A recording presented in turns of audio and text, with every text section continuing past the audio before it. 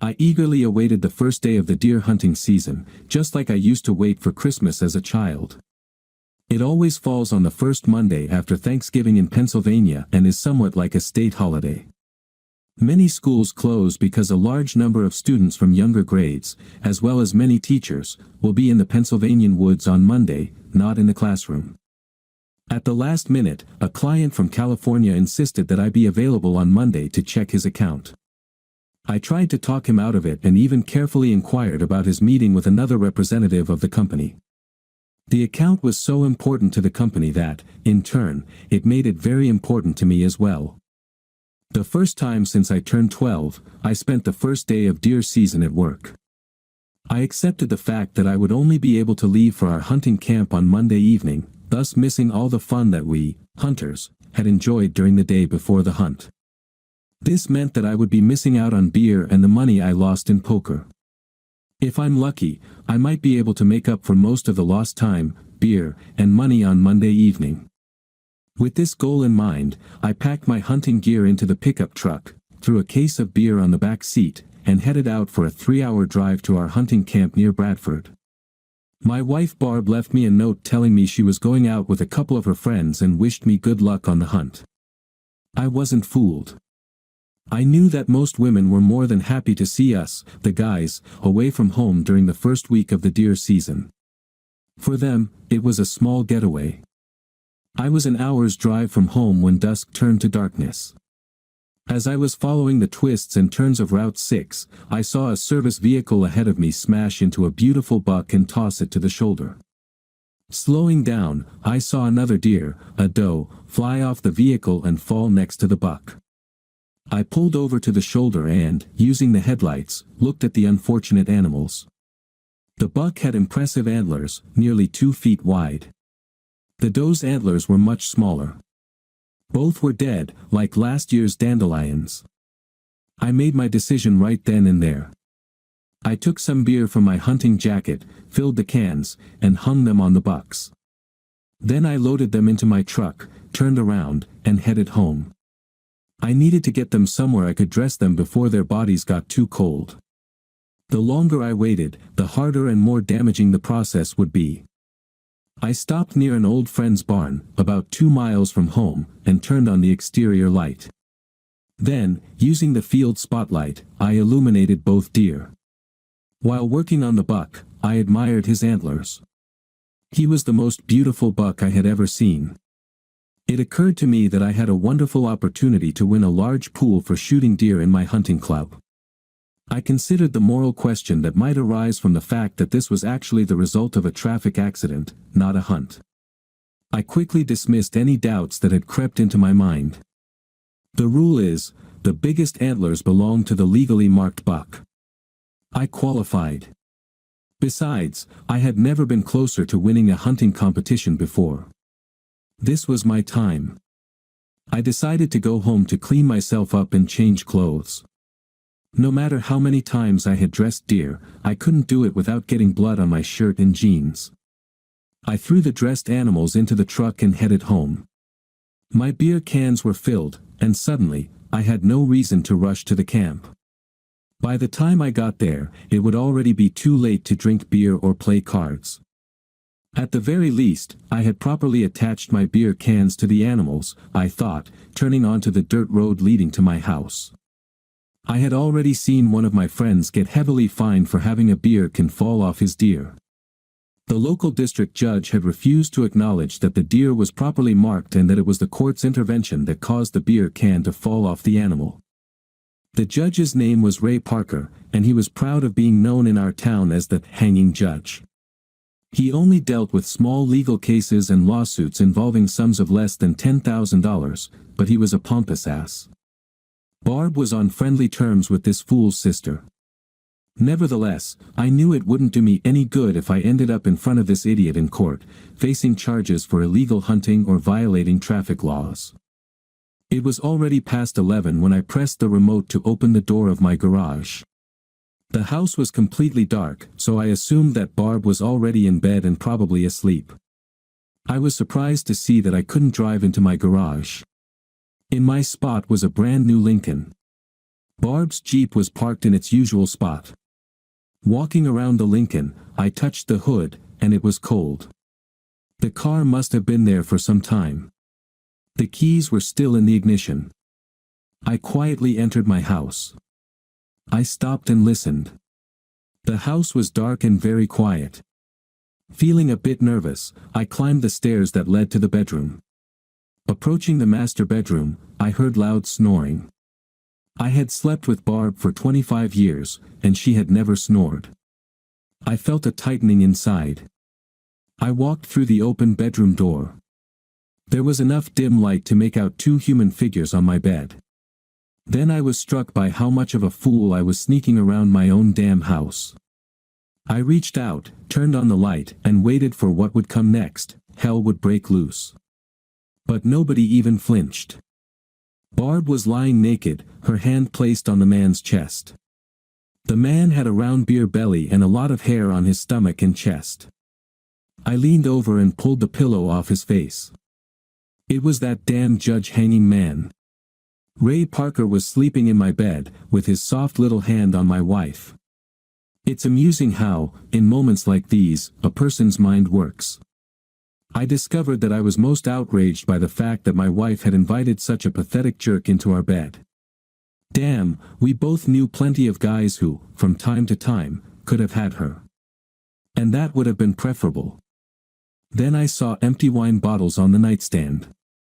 Surprisingly, the light turning on in the bedroom didn't bother them at all. They must have gotten drunk and were having sex until exhaustion. I bent down to grab the hunting rifle. The next time that bastard wakes up, he'll be dead. While rummaging through the toolbox looking for screws and cartridges, I started thinking about my situation. A man is always the main suspect. Damn, even if someone else shot this jerk, they'd probably still convict me for the murder just because I had such a strong motive. I needed to be smarter. Then I noticed the tracks, scratching over the edge of my truck bed.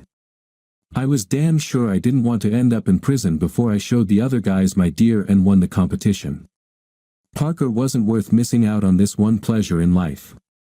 Anyway, recently, Barb and I hadn't been getting along too well. Why let this creature ruin my life? I quickly came up with Plan B and began putting it into action. I took my hunting rifle from the deer's rack, which was in my truck, and carefully placed it in the large trunk of the Lincoln.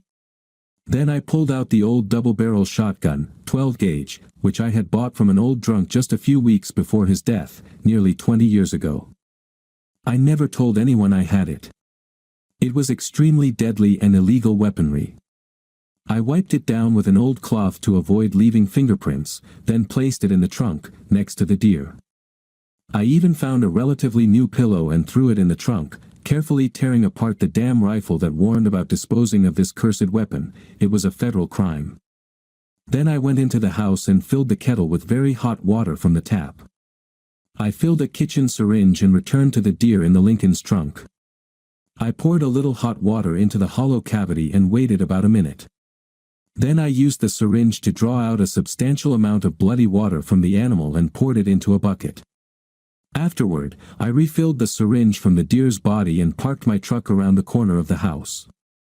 I took my son's hockey mask, put it on, and returned to my rather noisy bedroom. When Barb was drinking, it was almost impossible to wake her up.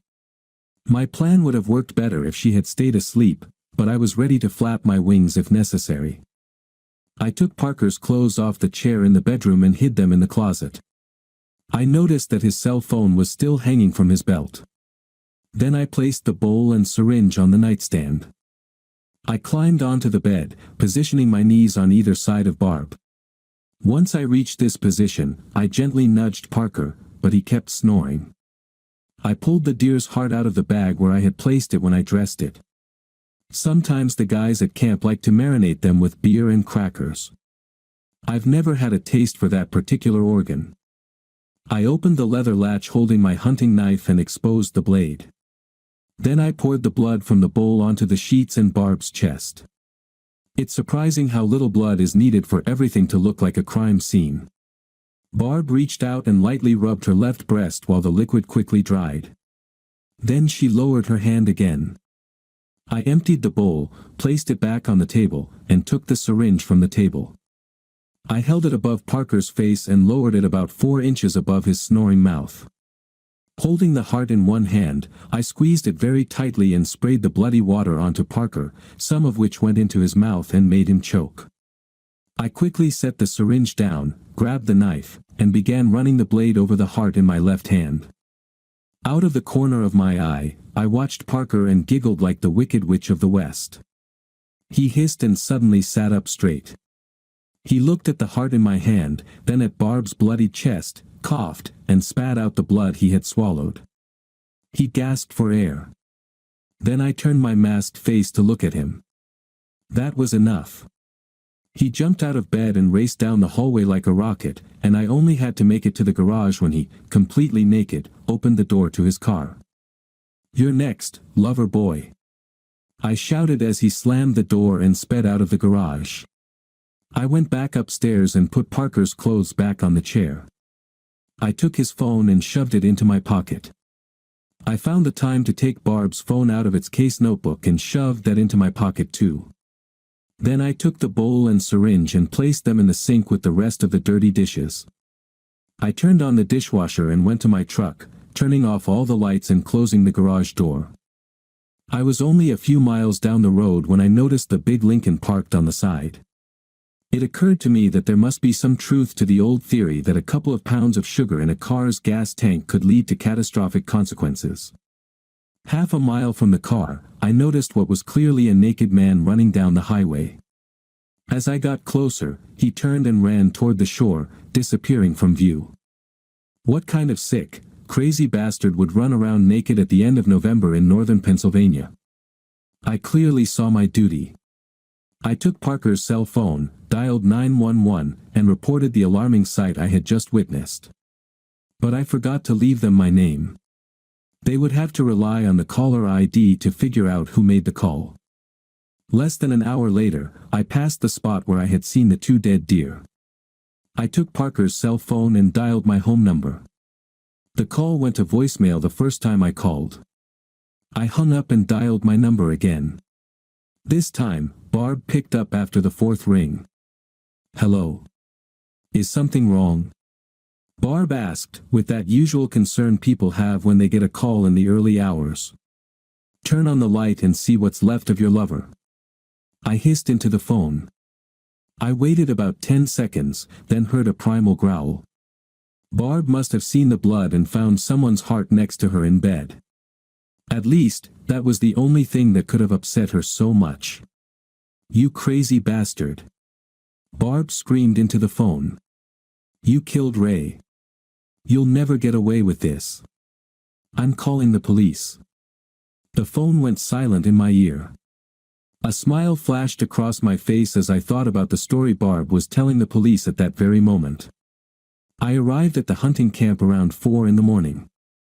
I hung my deer on the pole we had for that purpose. I noticed a couple of smaller deer were already hanging there, and I smirked to myself as I entered the cabin.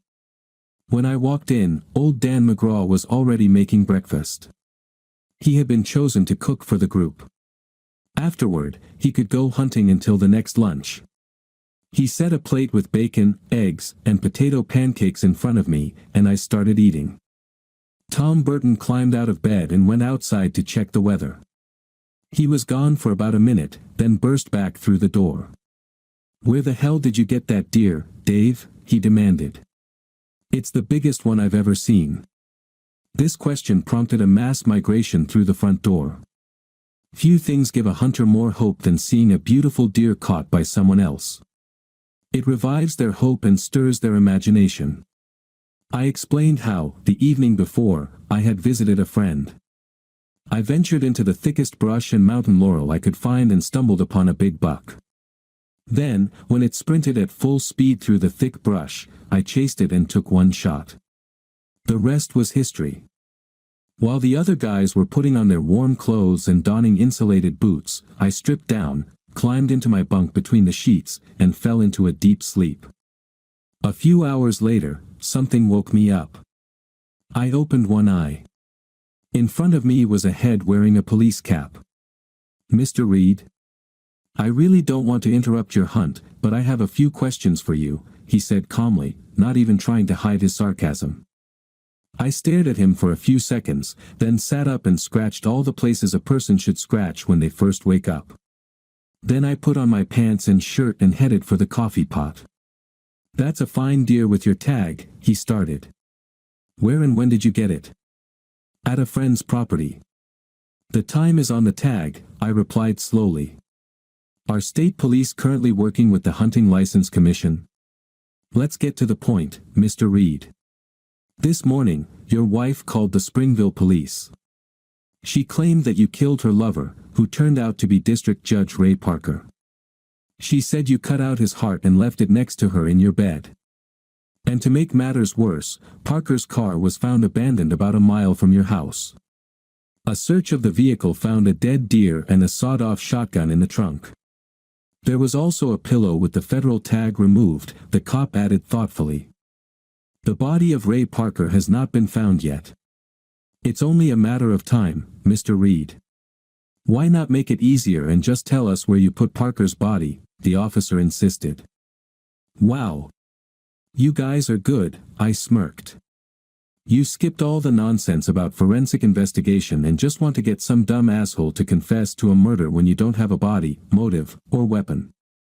The officer picked up my hunting knife, which was in a plastic bag, and waved it in front of me, saying, jealousy is the oldest motive. Not many men are very happy when they find out their wife is an adulteress. All we need is Parker's body, and we'll have everything we need to send you to prison for a long time. I'm more than a little disappointed by how the various law enforcement agencies are handling this situation, I smirked at the surprised cop. You're making an incorrect assumption, then trying to prove that it actually happened. Then you try to get a confession for something that didn't happen, instead of figuring out what actually happened and following the clues to wherever they lead. The last time I saw Ray Parker, he was running through the forest naked. I don't know why. Perhaps my ritual of thanking the hunting gods for blessing me with a magnificent trophy buck caused him a slight sense of nausea. That, along with the fact that he saw me in the same room where he had slept with my adulterous wife, might have triggered some irrational fear, brought on by guilt, which in turn caused him to run out of the room naked, I suggested. If Parker is still alive, then why was there a heart in your bed? As I've already said, I have a ritual that I go through when I'm blessed with the opportunity to take a big buck. I kneel in my bed and raise the deer's heart as a sign of gratitude. Then I place the heart back in its place in my bed as a sign of gratitude and respect for the hunting gods, I added with all the respect I could muster. At that moment, the officer's radio went off. He went outside and spoke in a muffled voice for several minutes. Then he returned to the house. Ray Parker was found half an hour ago, wandering naked through the forest. 2 hunters found him and pointed him in the direction of the road. I think once they realized who he was, they refused to give him any clothes or just take him out of the forest. They told him they came to hunt, not to collect trash, the cop smirked. I thanked the officer when he handed me my knife. He asked me to come to the local police station and give a statement. I promised him I would do that once I finished my week of hunting. Then I climbed back into my bunk. On Friday afternoon, I went to the police station. They were a bit angry that I had waited so long to make my statement, but that wasn't my problem.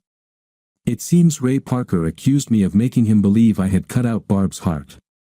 He also claimed that I planted a deer and a gun in his trunk and even messed up his Lincoln. I have the right to practice worship of the hunting gods in my own home, I told the officer who was questioning me. If he doesn't like my rituals, he should really stay away from my marital bed.